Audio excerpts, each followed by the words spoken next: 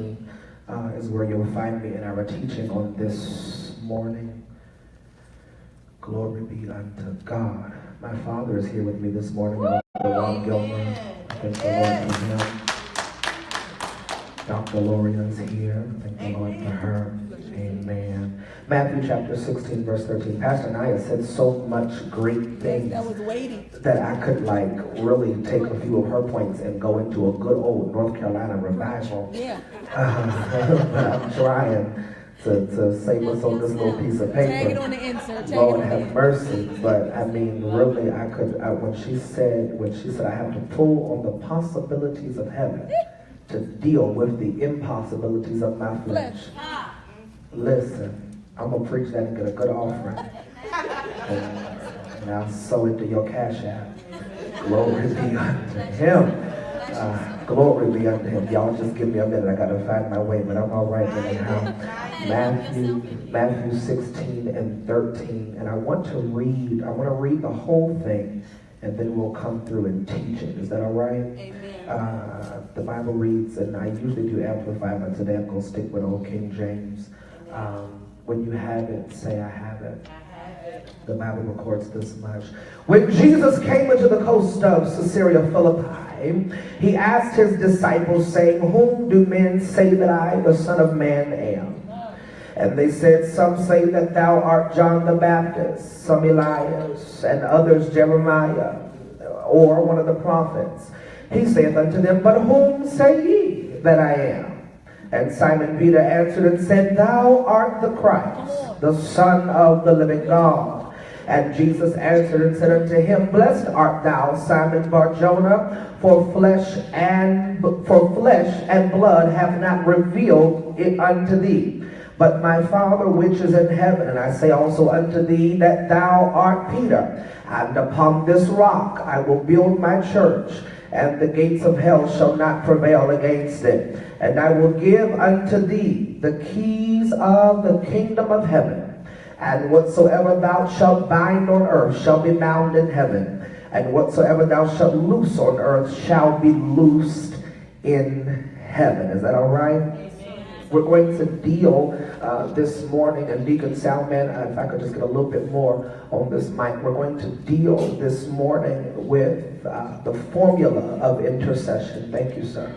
The formula of intercession. I'm going to try to be obedient to what is called a teaching this morning, Pastor Sharita, but if I get an A flat in my voice, you just give me a few minutes. 4 steps of intercession. I want to help my note takers this morning. 4 steps of intercession. Step number 1 is information. Step number 1 is information. We're going to expound upon these as we move, but this is your formula for intercession. Step number 1 is information. Step number 2 is confession.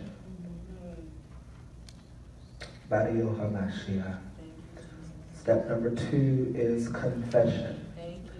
Step number 3 is revelation. Step number 3 is revelation. And step number 4 is arbitration. ARBRITRATION. That's all right. Arbitration. Arbitration. This is your formula for intercession. This is your formula for intercession, because if you're going to pray, and like Pastor Naya said, you cannot waste time in prayer praying aimlessly. Because true intercession, once you get beyond all of your recitals, once you get beyond your nursery rhymes, once you get beyond all of your repentance, true intercession requires work.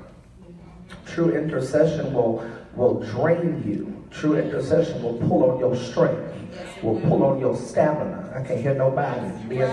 Me and my ministry team a couple of weeks ago, one Thursday evening, got in my living room and we prayed for about 2 hours.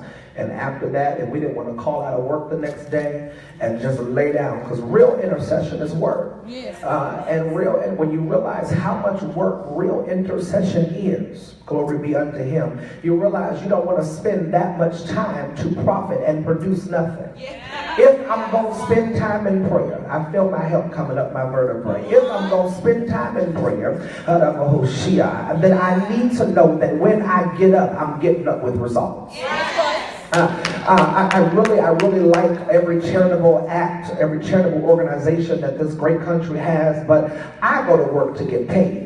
And if, thank you precious, and if next Friday the 22nd my check ain't in my account, I promise you they won't see me that next Monday, because what you don't understand is as hard as I work and as good as I look while I work, I'm not doing it for free. And so I'm going to spend this much time and get at my desk at 7:30 in the morning and have on a tie and smell good in the elevator, and have a nice attitude and smile at y'all when you come in.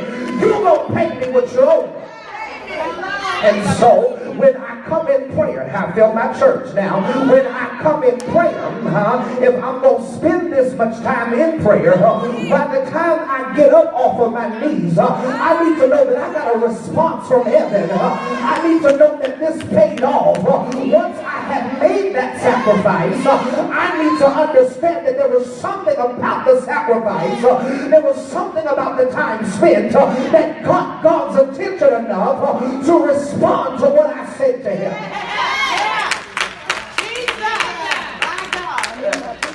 Let me tell on myself for a minute. I'm 24 years old. I really do forget. I have to ask her. I'm 24 years old. Keep living. You'll find out. I'm 24 years old, but I like to talk. I can talk.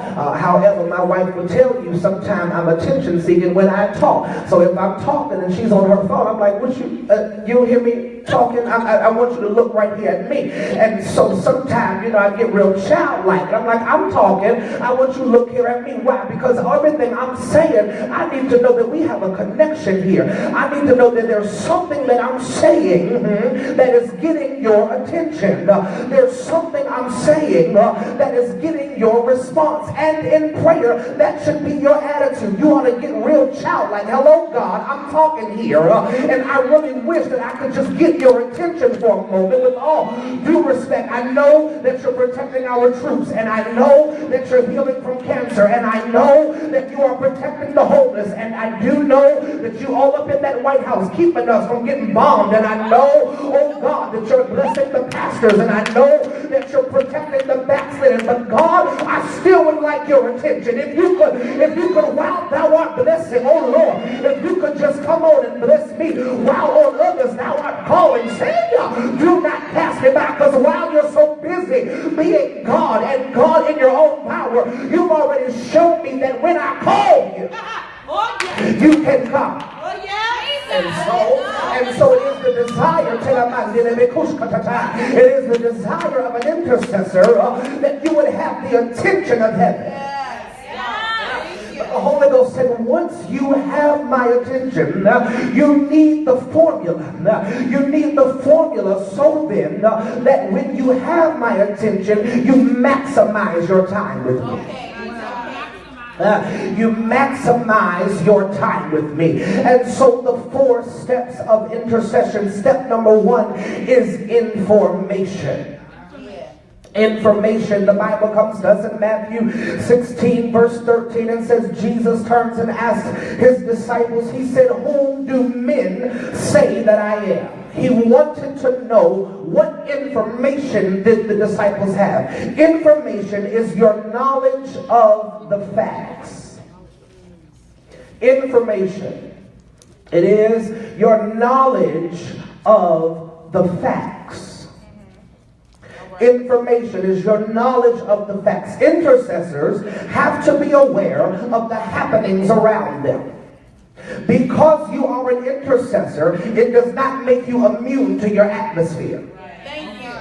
Because you are an intercessor, it does not omit you from the suffering that is around you.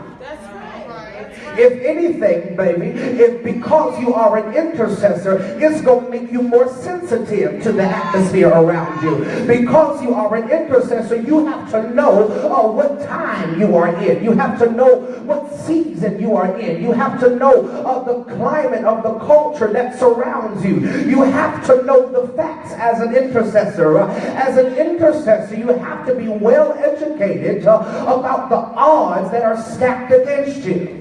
Because you are an intercessor, and when you step into the realm of prayer, putting your faith into action, you are not fighting a battle ignorantly. You are stepping up in prayer well educated about the facts that are stacked against you, about the odds that are. You're well educated about the statistics of the situation.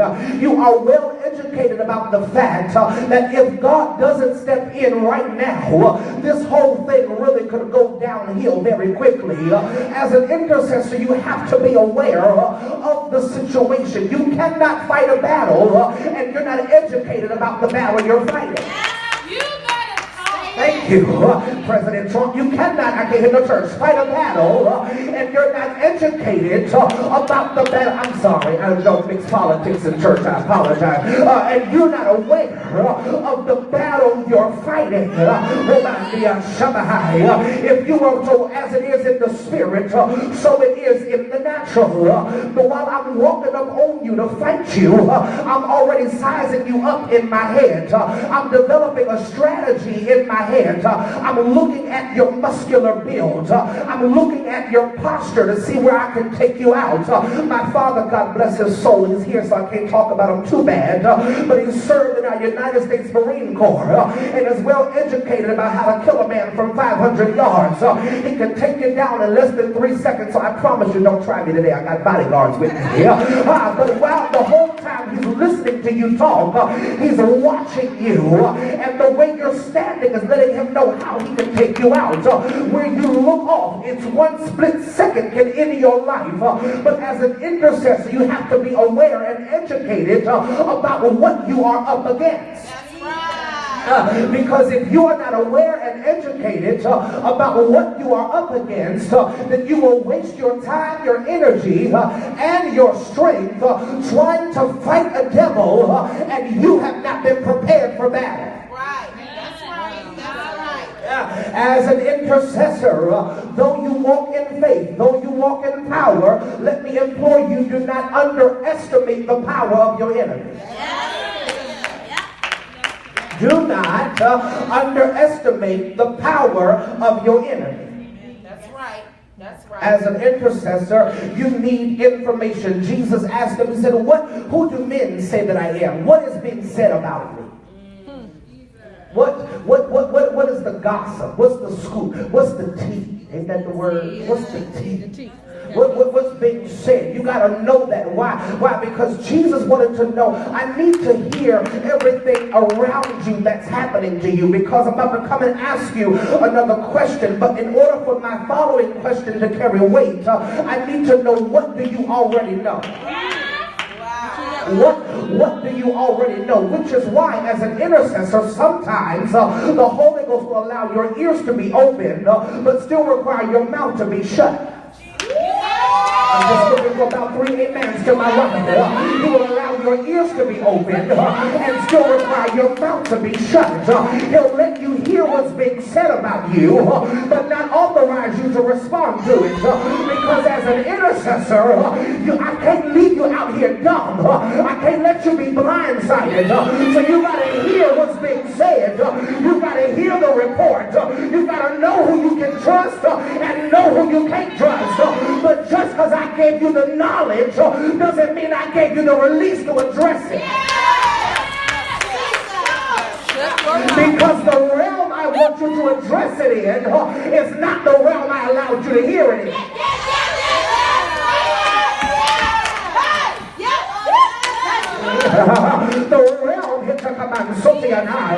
The realm I want you to address it in is not the realm I allowed you to hear it in. I had to educate you in the natural, but I'm going to elevate you in the spirit, which means you can win if you fight in the right realm, but you'll jeopardize trying to fight in the wrong realm. That's so good. I'm not timid and I'm not dumb. I couldn't respond to you.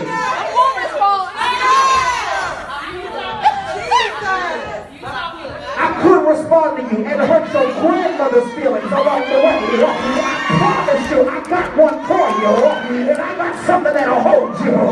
But I'm trying to tell you that the Lord wants me to fight this in another realm. And as irritating as it is for me, because I know if he would just release me, I could shut this whole thing down.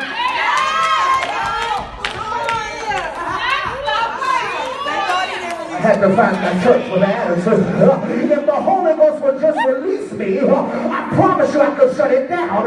If I could just shake my conviction for about 32 seconds, I promise you I could get you all together. But the Lord won't release me to handle it with the impossibilities of my flesh. Yes. Glory to God. So good. So, as an intercessor, the first thing you need is information. Walk on through. You need information. Walk on through. You got to know who's in your corner. As an intercessor, you have to be very wise with your surroundings. I can't be open around everybody. I can be around you and not be open to you. Oh, baby, it's a gift, it's a skill. I can be all around you, smiling and talking. We can spend 15 minutes laughing, and you will realize you still never learned anything about me because I participated in all of your conversation and never opened myself up for the moment. Bring me back, I'll teach a class. But you got to be guarded. You got to be guarded because I can't open myself up. Why? Because as an intercessor, in me are resources that you can't handle. In me is information you can't be privy to. You can't be an intercessor and you a busybody.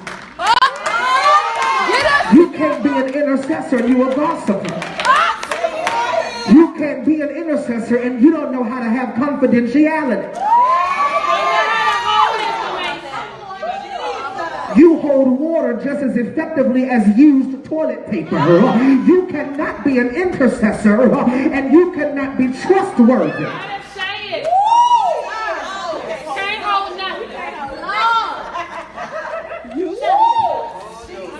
Be quiet. Your mouth has an incontinence issue. You can't be no intercessor. So you need information. Step number 2 is confession. Your confession is your declaration of truth amidst the facts. Your confession is your declaration of truth amidst the facts. I'm going to help you because facts and truth are the same thing. No, they're not. Confession is your declaration of truth amidst the facts. Let's biblically corroborate this. He asked them, who do the Son of Man say that I am? Who do people say that I, the Son of Man, am? Then he comes in verse 15 and says, but whom do you say that I am? The fact that he introduces his question with the word but means that God had an expectation of him to answer something differently than what was around him. Which means it is the assignment of the intercessor to have a declaration that goes against the facts.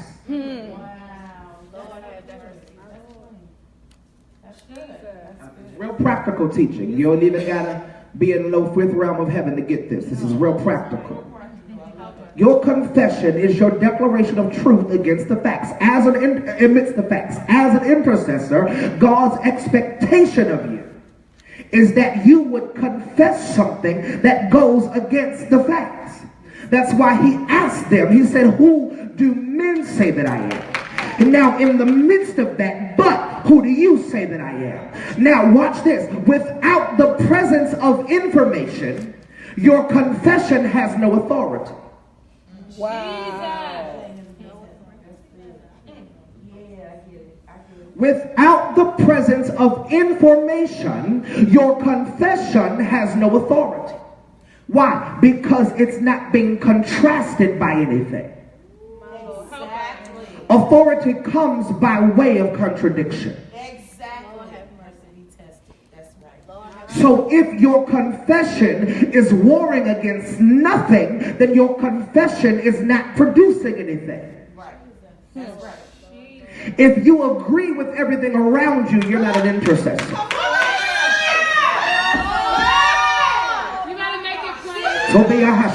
What am I saying? If you satisfied with the money you're making right now, you're not an intercessor. If you satisfied with that pain in your body, you're not an intercessor. If you satisfied with paying rent, you're not an intercessor. Because as an intercessor, I've got to want something that goes against what I'm surrounded by.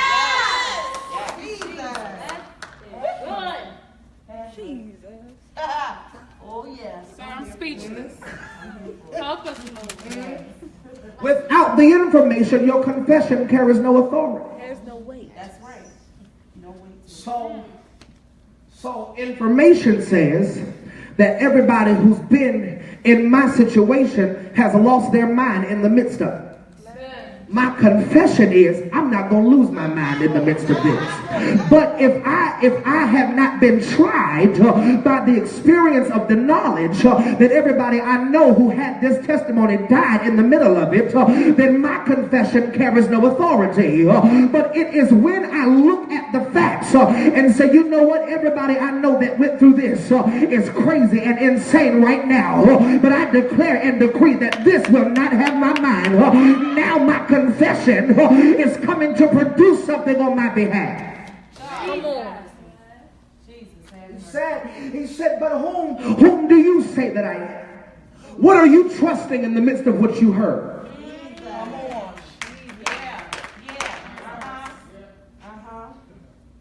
What are you trusting? What are you standing on?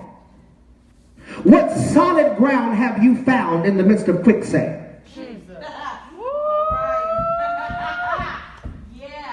What's your confession? Yeah. What's your confession? What truth are you declaring? It might be the facts, but it's not my truth. Right. Exactly. There's a difference. It might be the fact that I've never seen anybody get delivered from this, but it's not my truth. It might be the fact that 1 in every 4 teenage girls gets pregnant, but it ain't gonna be my truth. I'm making sense now. It might be the fact that churches all across the DMV don't want to focus on prayer, but it's not gonna be the truth at Healing Heart. Come on. You gotta have, thank you, wake up, Zion. You gotta have a confession in the midst of the facts. What's your truth? Jesus. What's your truth? In the midst of what you heard, what's your truth? My God. Come on. In the midst of what was told to you, what's your truth? Come on. Come on. The bank said, well, I mean, I've been working here a long time and I've processed many of these applications and it's not been my experience that these get turned over. It doesn't look too favorable. I understand the facts. I do. I understand the facts. But my truth says that I'm going to get it. My truth says you might as well start printing my check right now because I'm going to pick up my keys. My truth said the house is mine. I get the fact. The fact said in order to apply for this job, you need to at least have a master's degree. Mr. Gilmer, I have your application. I was wondering, did you look at the qualifications? Because it says that in order to be considered for this job, you have to have a master's. Oh yeah, I read that. I read the facts. So when's my interview? I read it. Because my truth is that desk is mine. I remember there was a lady who, she said the Lord told her, am I all right? She said the Lord told her that she was going to work in this particular building. And she got up one morning and the Holy Ghost told her to go to that building and get her job. She got up, she got dressed, she went to the building. She said, I'm here for so-and-so position. They said, oh, well, that position is not open. We don't have any openings. She said, well, no, the Lord told me that I'm going to work here. You got to be walking in real faith. She said, the Lord told me that I'm going to work here, and he told me today to get up and come get the job. And the little front desk receptionist, she said, well, you know, with all due respect to you and your God, there are no positions open at the time. The lady sat in the lobby. Come on here and wait. This was about 10 a.m. She sat in the lobby. Watch this. You ready for this? Till about 4:30 in the afternoon. She didn't move. She sat in the lobby because she knew the Holy Ghost told her, go get the job today. She sat in the lobby till about 4:30. At about 4:30, two of the ladies who worked there were coming down in the lobby and they got in a fight. They got in a fight in front of customers in the waiting area. The manager came down and fired both of them and said, do you still want a job?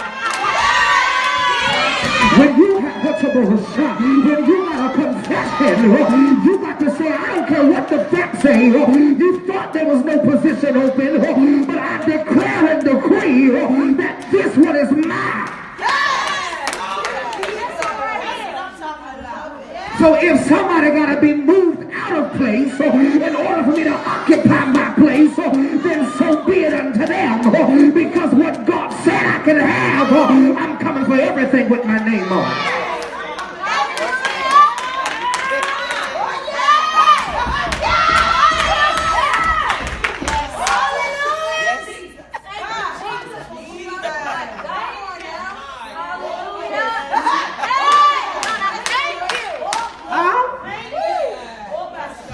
Know what he's saying.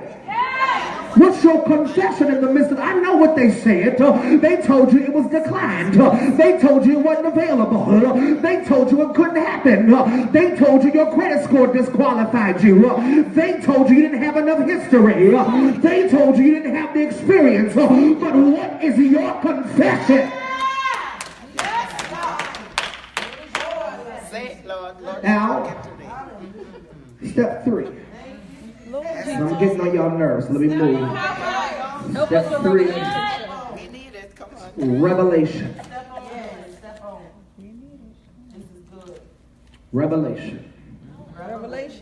Revelation. Watch this. Is insight about God that gives you authority with him. We're going to open it up in a few minutes.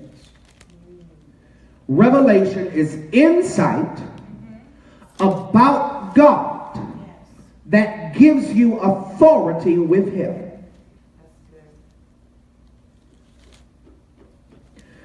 Let's corroborate this in our text. But whom do you say that I am? Verse 16 says that Simon Peter answered and said, thou art the Christ, the Son of the living God. Jesus answered and said, blessed art thou, Simon Bar-Jonah, for flesh and blood hath not what? Revealed it unto thee, but my Father which is in heaven. And I say unto thee, thou art Peter, and upon this rock will I build my church, and the gates of hell shall not prevail against it. Revelation is insight about God that gives you your authority with him. Revelation is you exposing God's identity in the midst of the battle. Revelation is you exposing God's identity in the midst of the battle. So he comes up to the disciples and he says, what have you heard? What's your information? Then he says, now what do you say in the midst of it? What's your confession? Then he asks them for, and then his confession brings about a revelation. When Peter stood on his confession, it birthed out a revelation. God stepped back and said, now flesh and blood have not revealed this to you, but my Father which is in heaven. The very next verse says, now upon you, upon this revelation, I will build my church. Why? Because now that God's identity has been exposed, He is now bound to who you know he is. Once you expose God's identity, he is now bound to be who you know he is.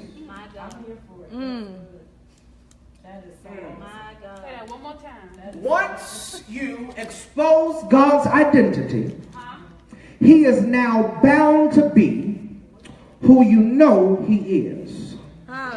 I'm wondering if I'm going to tell this story, because in my head it works, but I'm just wondering if I'm going to get in trouble. Well, I'm up here now, so I guess it's all right, Kymani, just say it. I mean, you already been here before, so all right, we're going to say it. I had to go before the board, don't worry. I'm going to tell it. Don't tell it, Kymani. Tell it. Don't tell it. Tell it. Pastor said tell it. I guess at her house, so I got to tell it. So I used to be a cusser. What? Matter of fact, let me bring this all the way through. I was a cussing preacher. Lord Jesus.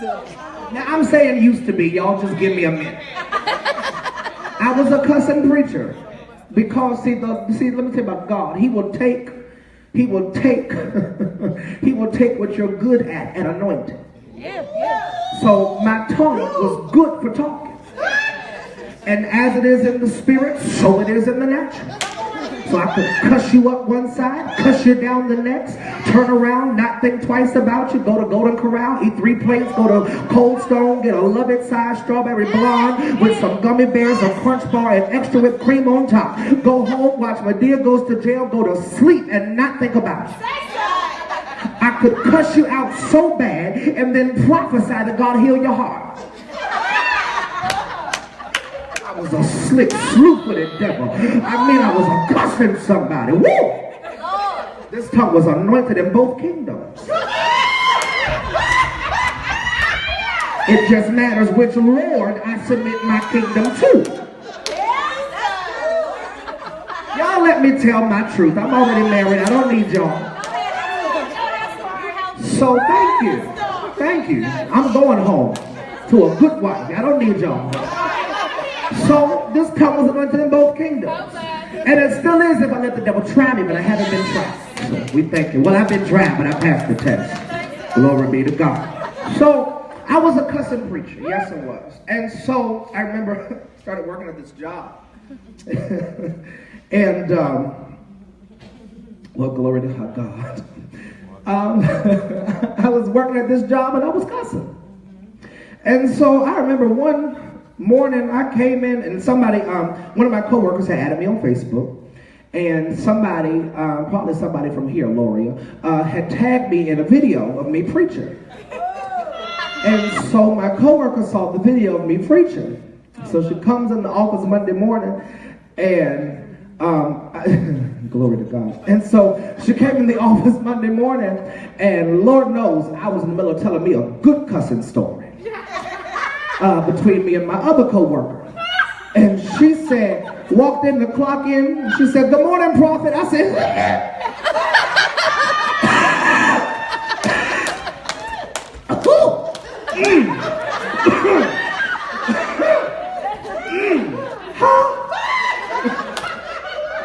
Did you hear me about to get this good cuss? What you talking about? She said, "Good morning, prophet. I didn't know you were a preacher. I saw you on Facebook." I said, "Dog bite it." Now I can't cuss. Because it's been revealed who I was. Now I have to be what you know I am. And so when you have revelation about God, you expose his identity. And once you find out that he is a healer, now he has to heal you. Because he's got to be what you know about him. What you know about him. Whatever you know about him, he's revealed unto you. And once he is exposed, now he has to be what you know. So I can't sit there and let them be broke anymore, because they just found out that I was the source of all things, and that I'm rich in houses and land, and I hold the wealth of the world in the palm of my hands. Now my identity is out there. Now I've got to be the provider. Now I now I've got to be the healer. Now I've got to be the deliverer because I've been exposed. They told on me.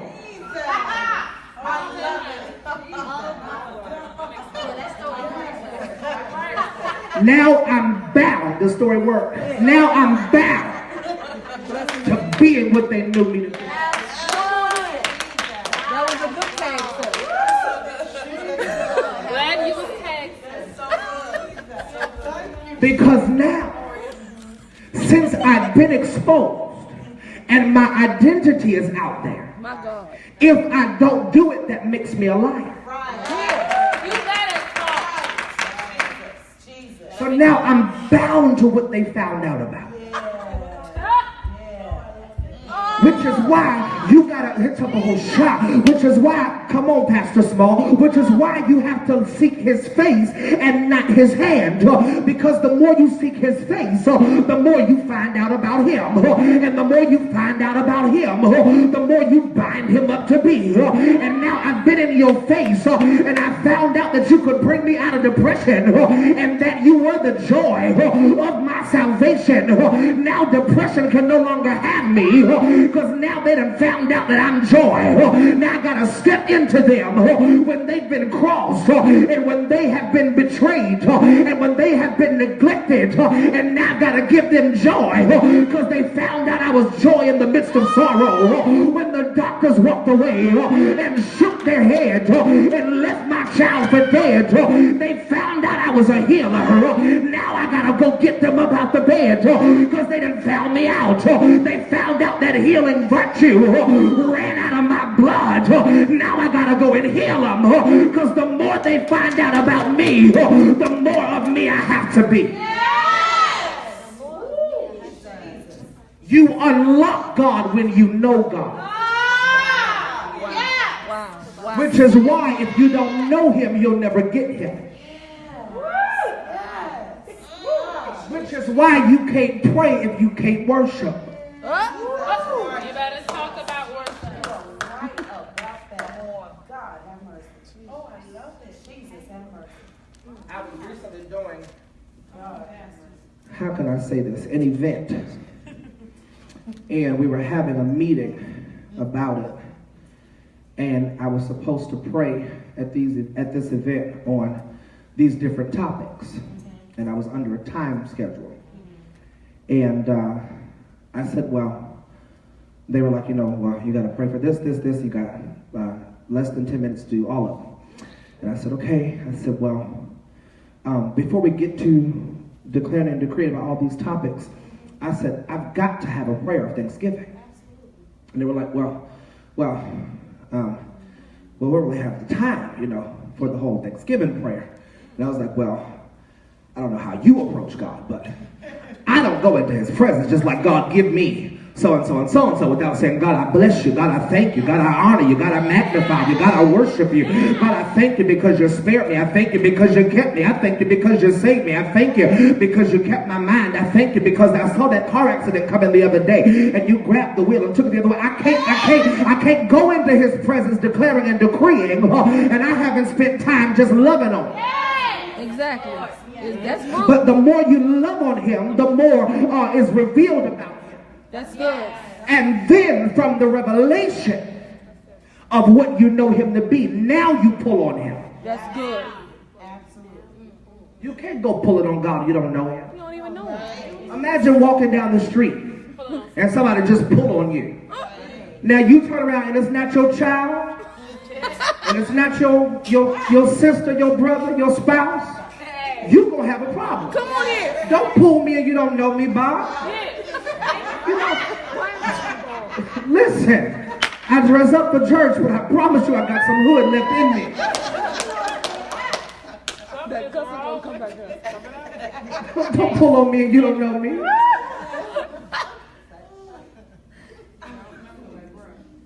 So, step 3, I'm coming on back, is revelation. Watch this, we're done. Step 4 is arbitration. Arbitration is establishing your terms of agreement in prayer. Arbitration, establishing your terms of agreement in prayer.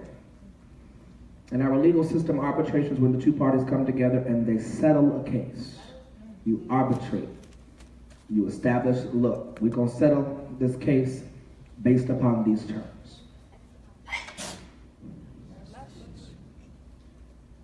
Arbitration is establishing your terms of agreement in prayer. Watch this.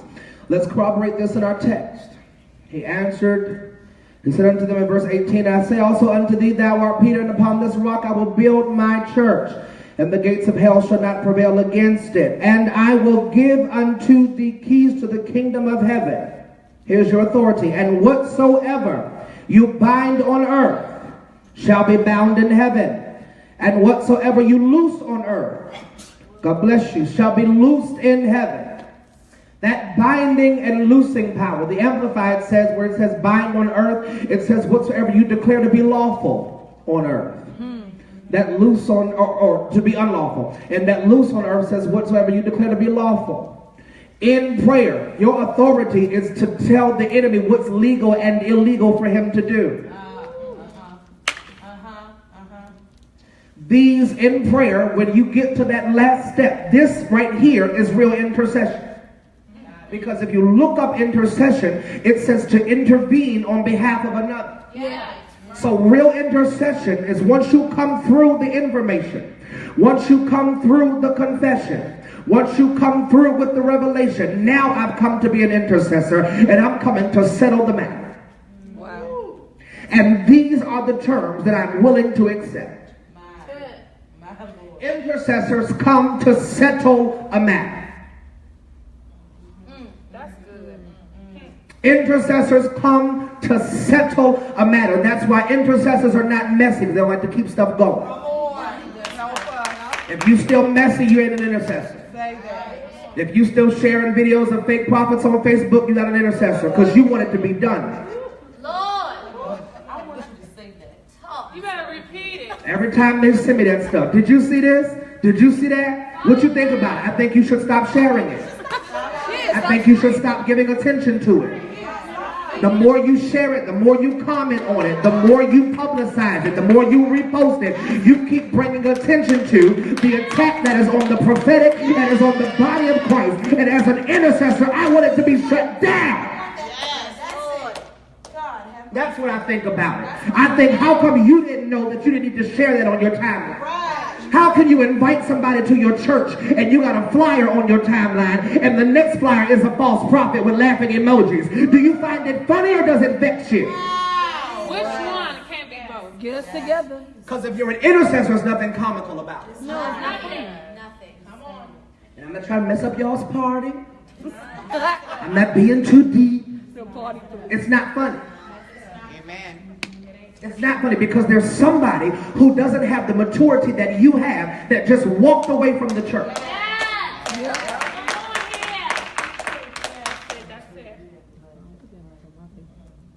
And you laugh.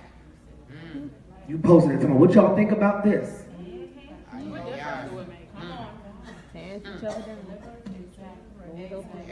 I'm sorry. Intercessors come to settle a matter. They don't like to keep stuff going. I come in prayer and I let the devil know, look, I'm not going to accept that. I'm not willing to accept that. That's right. That's right. I'm not here for that. We're not going to go out like that. I know what the doctor said, but as an intercessor, I'm coming in to let you know that's not what I'm going to accept. These are the terms I'm going to live by. I'm not going to live by that diagnosis. Yes, Lord. As an intercessor, you don't do chaos. You don't do dysfunction. You don't do constant change. There was something I used to hear, and it used to vex me so much. People would always say, well, you know, I like to change this around, and I like a whole bunch of different stuff. And people say that's because I'm prophetic, and that's because I like to change with the time, with the spirit, and all that. No, ma'am. Because as an intercessor, you like structure. You like for stuff to be settled. You like plans. You like rigidity. You don't do stuff all over the place. You don't have spontaneous stuff going on. You like order. Yes, amen. As an intercessor, you like to keep your room clean. Can't hear no church. Help us. As an intercessor, you don't show up at the church 5 minutes before service. You get there early and make sure the sanctuary is in order and is ready. Because we can't come into worship and the sanctuary is out of order. Because as a real intercessor, it's going to vex you. Yeah. You could ask my church. We'd be in prayer and I'd be like, get that off the carpet because that's going to bother me. As an intercessor, everything out of place will vex you. Yep. Because as an intercessor, you value order. Yes. You value structure. As an intercessor, you don't do dysfunction. You don't do it. As an intercessor, you don't run in gossip circles.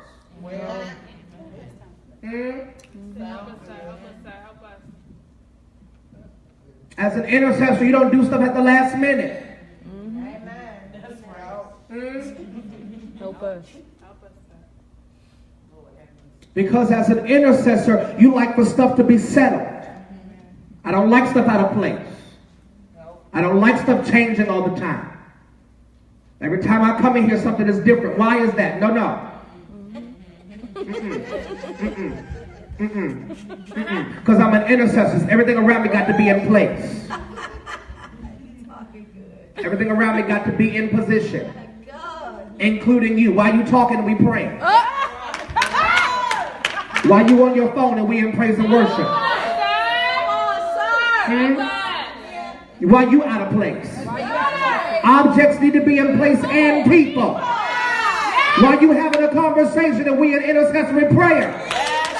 Y'all can't talk after service? We praying. That's why I don't like conference call prayers. Because half of y'all ain't listening on the conference call anyway.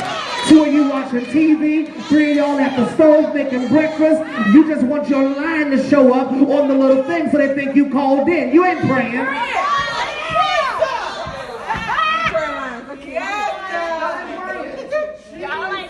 Y'all ain't praying. No. And when I was coming up in church, I lived in Charles County and I went to church in Northeast Washington, D.C. And I still drove almost an hour to the church to go in there and pray. Physically. And my house shall be called a house of prayer. Not your phone. Verizon is not a company of prayer. Sprint is not a company of prayer. If you struggling, Cricket is not a company of prayer. And my house. My house. Thank you, Lord. Oh, I love it. As an intercessor, you like for people to be talking while the pastor is preaching. Yeah. Be quiet. What is that important? Right. Settle yourself down. And don't talk to me during church. Shush. Shush it. I'm trying to get what I need. Yeah. So by Tuesday, when you need advice because you didn't hear the word, I can give you something.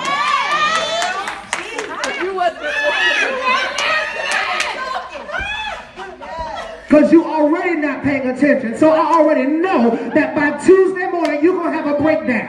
Yeah. And who you going to call? Me, the one you tried to distract all service long. Yeah. Shut up so I can give you something. Be quiet. And I ain't giving you nothing profound because all I'm going to do is echo what was told to us on Sunday. But you didn't hear it because you was talking. Talking about nothing. You on Facebook. Yeah. Say that one again. During church. I appreciate what live videos have been able to do for the church, but I'm so sick of people who are so distracted by their phones in the middle of worship that you can't be present in the moment. Get you a tripod like Gloria and be in the moment. Monique follows me everywhere I go. She's always got a video, but you will hear her right in the back screaming and yelling and pushing me because just because she holding the phone, she's not distracted. I was sitting in church one time, somebody showing me funny memes while I'm in church. I'm in church. Why are you scrolling on Instagram while we in church? Wow. You distracted and a distraction. Where you at? You turning your brightness down like that stops it from happening. We see it. That is not the Bible app. That ain't nobody's U version.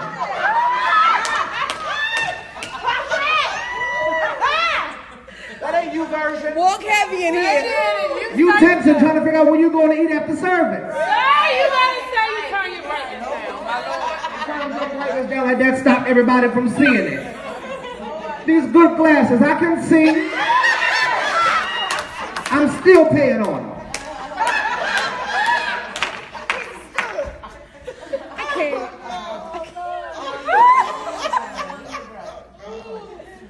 So let's bring it home. Let me give you one example of how this formula for intercession comes into play. And I'm done.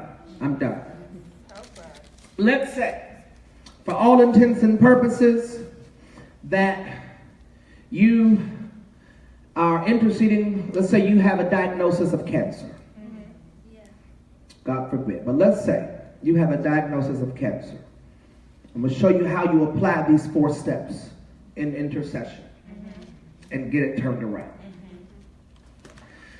You have a diagnosis from cancer. Step 1, your information. Information says that cancer is among the leading cause of death in America. Information says that 14 million new cases of cancer came last year, and of those 14 million, 8.2 people died. That's your information. Your confession amidst the facts says, though 8.2 million, over 50% died, I'm not going to die by this. If I do die, it ain't going to be because of this. Don't work on my obituary right now because my time has not come. I promise you and a few more responsible people that I'm not going to die by this. Amidst the facts, I know the facts. I know what stage they said it's in. I know what the PET scan said it was on. I know where it's metastasizing. I know what the doctor said. I know what the statistics are. I know that everybody in my family, I have had to attend their homegoing celebrations for this very thing. But my confession is, I will not die from this. I will not die from this. Number 3, what is your revelation? I spent time in prayer. I came to know God.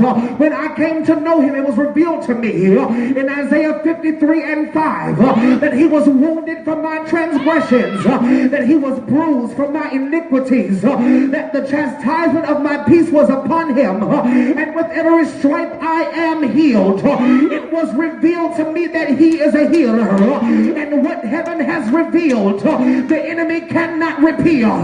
It was already revealed to me. That's good, Kymani.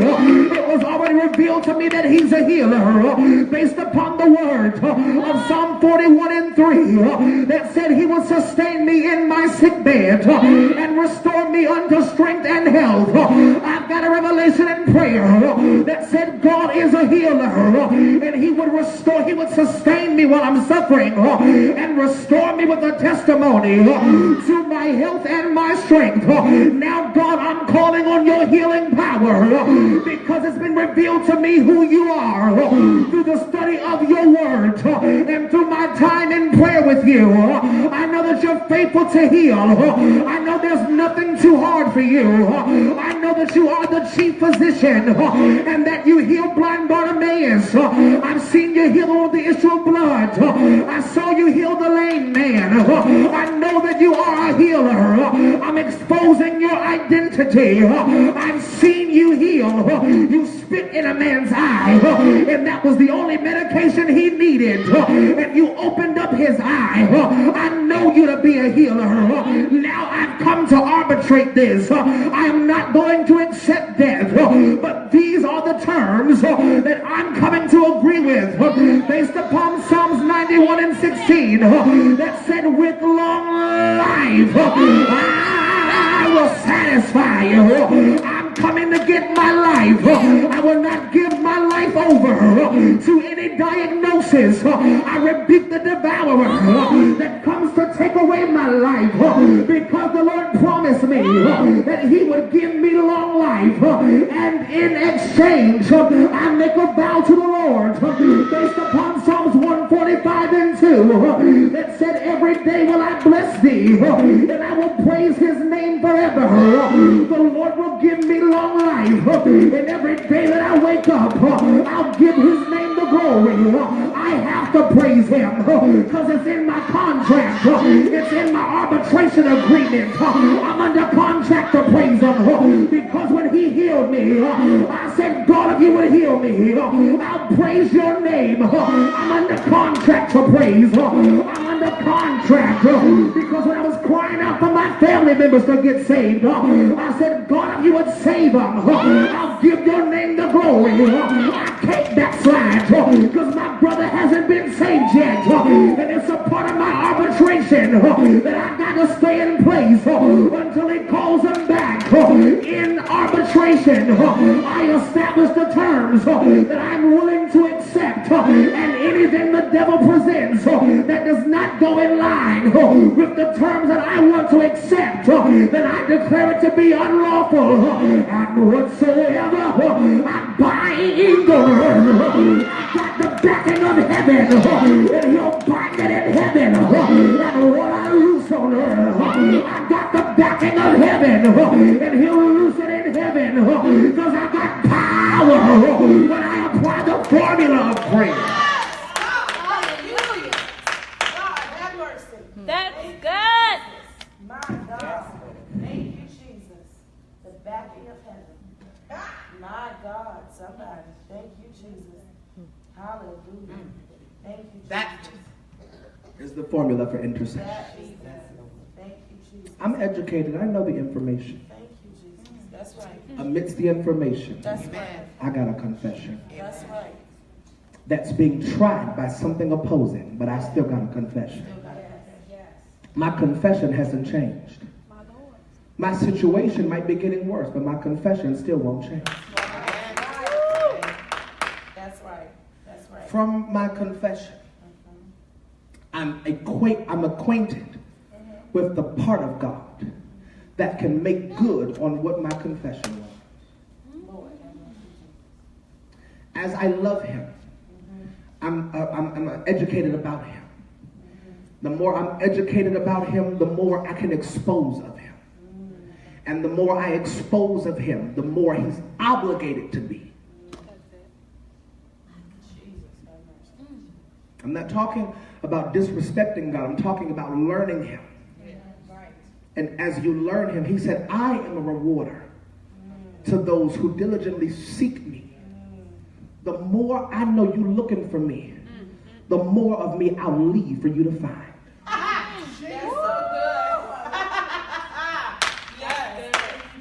The more I know you're looking for me, the more I'm going to leave for you to find. This is attractive to me. You're pursuing me. So I'm going to keep dropping hints. I'm going to keep leaving pieces of me for you to pick up. And as you pick up more of me, I draw you closer unto me. Draw nigh unto God, and God will draw nigh unto you. I've got a revelation that binds him to me.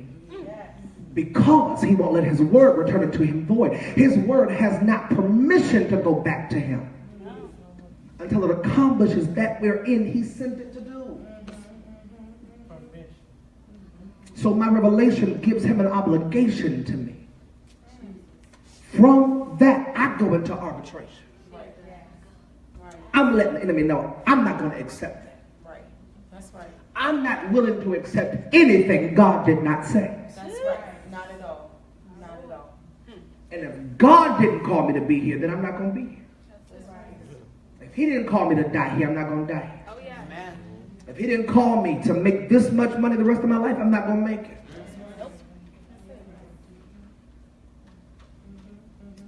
If God didn't specifically let me know, no, I want your family to be in disarray. I want your children to be backslidden. I want there to be perversion all amidst the family. I want everybody to go their own way. If that's not what God said, then that's not what I'm accepting. But my revelation says, as for me and my house, that's what I'm willing to accept. In the word are the terms of your contract. But if you don't get in it, you'll never know it. That's right. That's right. You'll never know. So that, my brothers and my sisters, is the formula for intercession. That's how you pray with power. And that's how you pray and get results. That's how you back the devil up off of your stuff. That's how you get the attention and the backing of heaven. Because somebody down here on earth has established a contract that I have to honor. Because you bound it on the earth. Now I've got to bind it in heaven. You loosed it on the earth. Now I've got to loose it in heaven. You declared it to be unlawful, which means now I send an angelic force to come and make sure that everything is illegally occupying space is evicted. That's the authority you have in prayer. That's the power you have in prayer. And that's the formula for intercession. Come on, clap your hands and give God praise.